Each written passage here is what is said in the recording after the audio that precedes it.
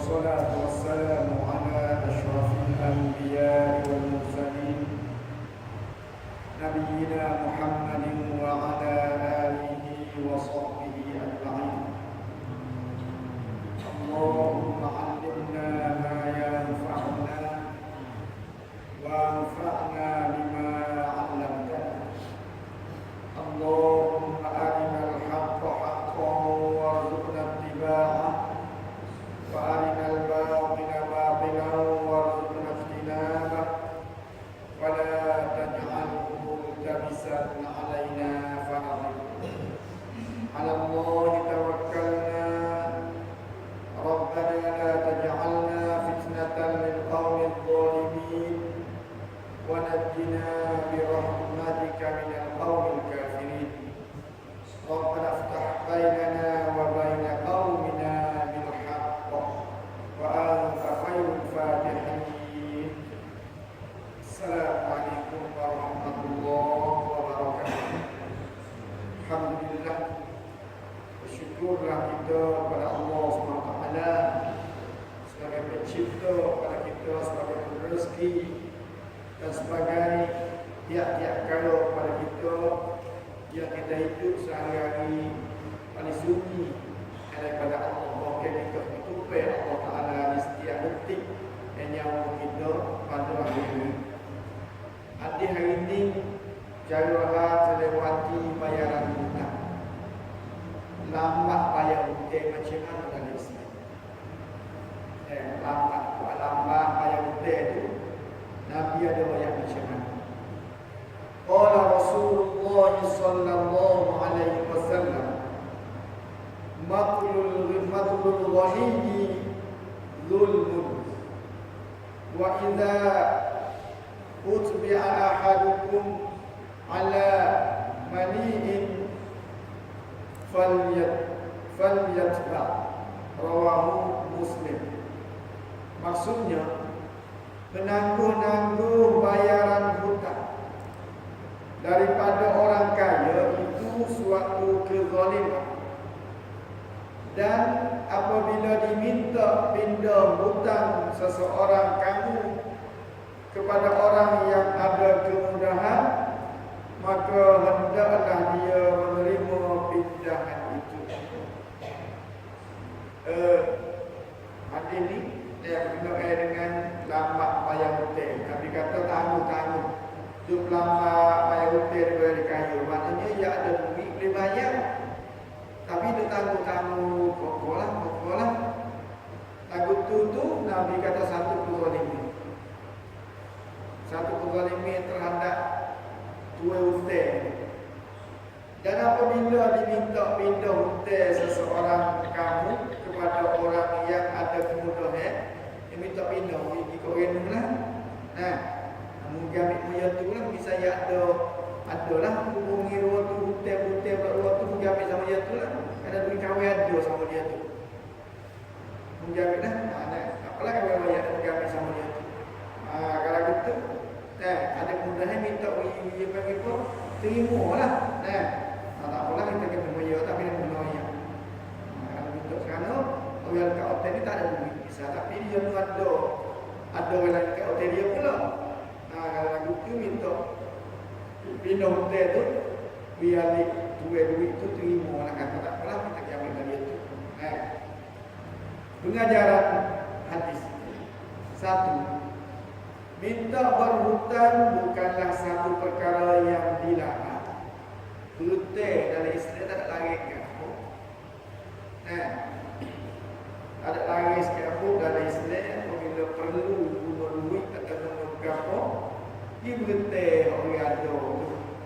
Tetapi bukanlah suatu perkara yang digalak membuatnya. Tapi bukan satu perkara yang digemar suruh hutang dah. Bukan satu perkara digemar untuk jadi butir-butir dekat hotel tu, tak ada gemar. Tapi dalam Islam boleh buat. Hanya tak ada semasa bila dekat hotel. Diberi kemudahan untuk berhutang apabila keadaan seseorang itu amat berhajat. Dia berhajat pada satu perkara nak guna duit. Islam boleh. Tak ada gapo hutang. Islam boleh. Hukum boleh hutang. Tapi tak ada menggalang. Dua, apabila berhutang mestilah dibayarnya mengikut masa yang ditetapkan. Nah, apabila hutang dia ada janji ataupun yang minta hutang dapat hutang lah selama tu seminggu, 2 minggu, 10 kata gila tak? Dia bayar itu janji itulah demi menjaga amanah perjanjian. Satu janji nak bayar bila tu amanah dah. Kalau kita nak hutang tu baik nak bayar kita. Ahli tu yang setuju. Semua dalam Islam ni hutang kita tanda kebatul. Dan ada saksi dengan seperti dalam Islam dalam Tuhan cerita dalam surah Al-Baqarah. Ayat yang panjang sekali, dua ada surah yang panjang sekali, iaitu ayat hutang. Dalam surah Al-Baqarah. Sepipi penuh-penuh. Sepipi penuh-penuh 15 hari. Al-Karim sepipi 15 hari. Ya di hari pertama sampai hari akhir sepipi itu kita hutang. Ayat yang panjang sekali, duduk dalam surah yang panjang sekali itu surah Al-Baqarah. Sebanyak 280 ayat. 2 juz setengah. 2 juz 1, juz 2, pas setengah dalam juz 3. Itu untuk apa ni? Bagi amanah lah tu. Amanah dalam perjanjian. Antara kedua pihak. Pihak nak hutang, dan menjaga ikatan baik antara kedua.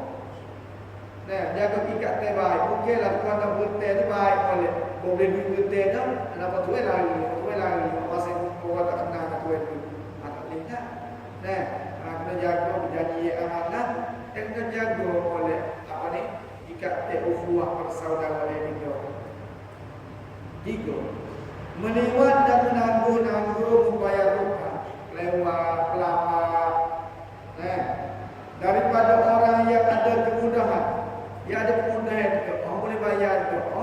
Tapi dia tangguh-tangguh. Dia pelapar-pelapar. Untuk membayar tu. Nak bayar hutang. Mana ada lah duit. Bukan tak ada. Tak ada seperti itu lain lah. Dia ada. Ada ni ada kira ada duit. Boleh bayar. Tapi dia tangguh-tangguh, dia pelapar-pelapar nak bayar. Tetapi dia bertangguh-tangguh membayarnya dibilang satu kezaliman di dalam syariat Allah. Hukum Islam dikatakan zalim. Itu dah buat zalim pada dia. Padahal apa ni? Kata ada kata dibuat hidup dibuat bergabung penyakit ni nak betul-betul tak. Tapi janji nak bayar dia ada boleh bayar tapi tak bayar. Bayar, minta pun tak bayar, janji sampai masa pun tak bayar. Itu satu zalim ni daripada orang yang hutang tak ada boleh bayar lah. Mungkin dia tak apalah hutang seminggu, 2 minggu, kerana ada nak bayar biar. Itu kan bayar sungguh. Tak ada dibayar juga pada orang jauh ni dia. Satu zalim ni. Kalau tak ada, dia tak bayar. Jadi tak bayar, tak bayar. Wiji wayak pada dua hutang. Dia jangan lakukan nak hutang tu kecek molek kecek baik. Manisnya kecek baik. Bawa hutang boleh dah. Sampai masa awak balah nak tuan tu. Janganlah itu. Saya kena ada hukum baik. Dan ada amanah dalam Islam. Dan haram di atas orang yang ada kemudahan itu melewat-lewat daripada membayar hutang. Dia sebut kezaliman ada. Sebut kata zalim, tidak dia haram hukumnya. Kita pergi nama zahirkan lagi kata haram hukum buat lambat bayar hutang daripada orang yang ada duit tapi tak sidi bayar. Satu zalim dan satu hukum haram. Pak, sekiranya orang yang berhutang itu ingin memindahkan hutangnya kepada orang lain yang sedang berhutang daripadanya, sekiranya lukni saat itu, dia nak pindah kata dia ambil sama dia tu lah, dia ada sama dia tu. Tapi kena royak kita tahu dah. Jangan disuruh jauh ni dia ambil dengan orang tak tahu mana ni, tak banyak pergi juga. Dan biar alik jauh ni, dia ni sore ni jauh ni berjadi, lukni berjadi. Lukni dengan dia ni tapi jauh ni dengan dia tu. Nah, apabila jauh ni dia mau minta ubi, dia tak ada, tapi ada hotel dan pihak lain aja royak. Dia kata menjaga dia tu tak pernah kami royak kita orang ubi supaya dia mula tak supaya kawan. Dia bisa dalam itu. Serta dia ada kemudahan. Orang itu ada kemudahan, maka hendaklah diterima. Dan orang itu boleh bayar. Ada kita dia ambil pun tak ada payah ke pondok lah. Bukan sugiam ni kata tentang awak jauh besar. Satu kesusahan juga. Satu kesusahan orang mesti ayo jauh tu. Walaupun nama juga mengambil di yang jauh-jauh tu. Satu tu payah boleh kita si terima. Tapi kalau kemudahan yang bukan pada bayar, haraplah nah, okey, alik jauh ni tu dia ambil sama dia tu. Hak ni dia kata dia ambil dia tu lah. Ada kemudahan ke, dia terima. Terima.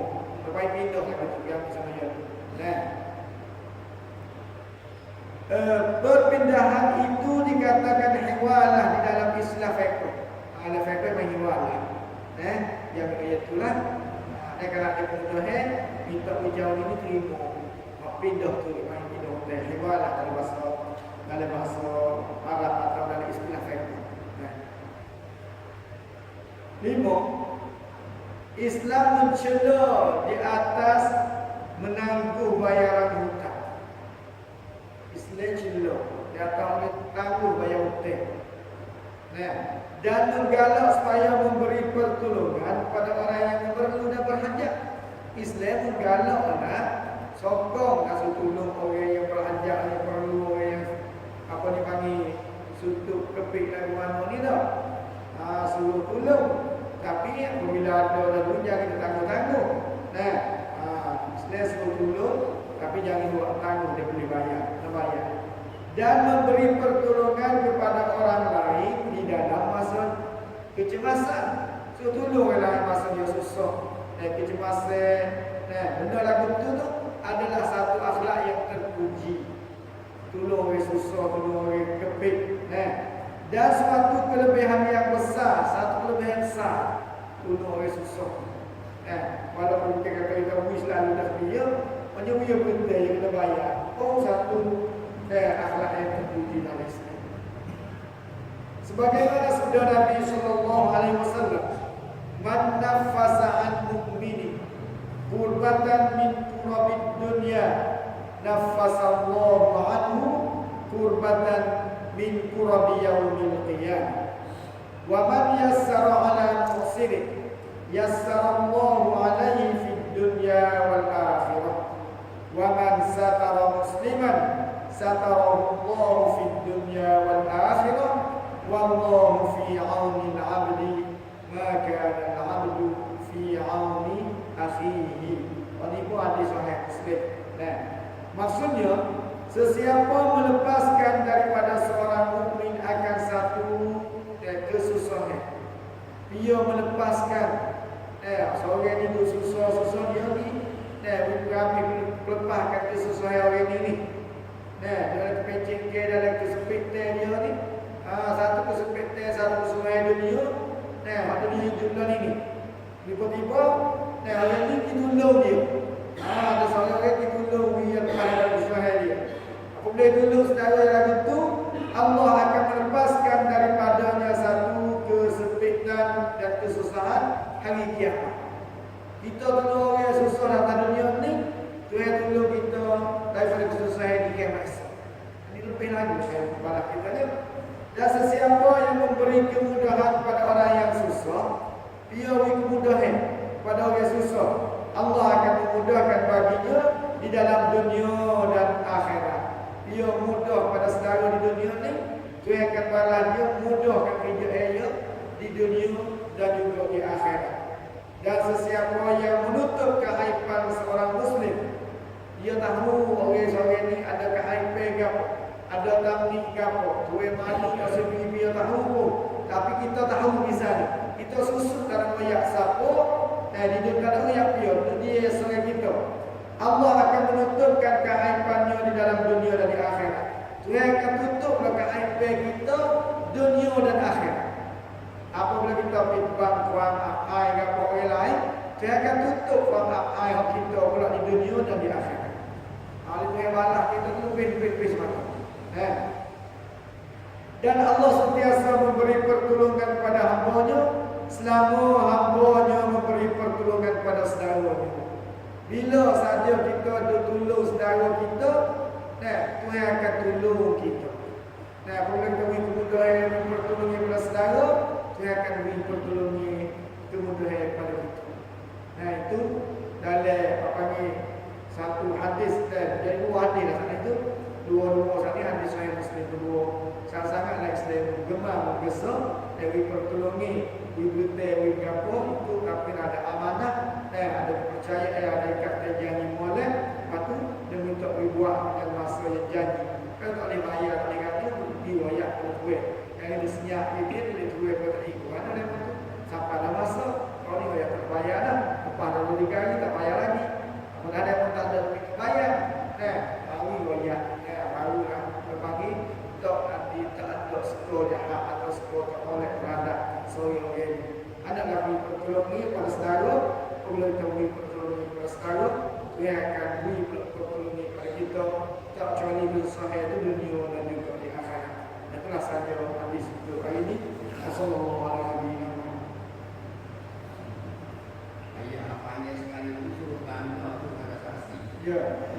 Suruh tanda ada saksi itu wajib tak? Dia mungkin kata mesti wajib dah hanya nak dia bagi supaya ada penanda supaya ada saksi laksan. Dia tak sempur dengan hukum nikah ni. Kalau nikah tak ada saksi tak sah. Suruh tanda itu. Ya. Ada ayat itu suruh tanda. Suruh tanda. Tapi suruh ni dia mungkin suruh tu mana wajib dah. Tapi asalnya hukum asal dia suruh mana wajib. Dia lari mana hari. Tapi ada kali suruh tu jadi mana sunat. Masalah ni. Ya. Kalau ada suruh tanda tu alih kaya putih atau alih kaya putih. Ya. Ya Ayat tu yang banyak juga. Ya.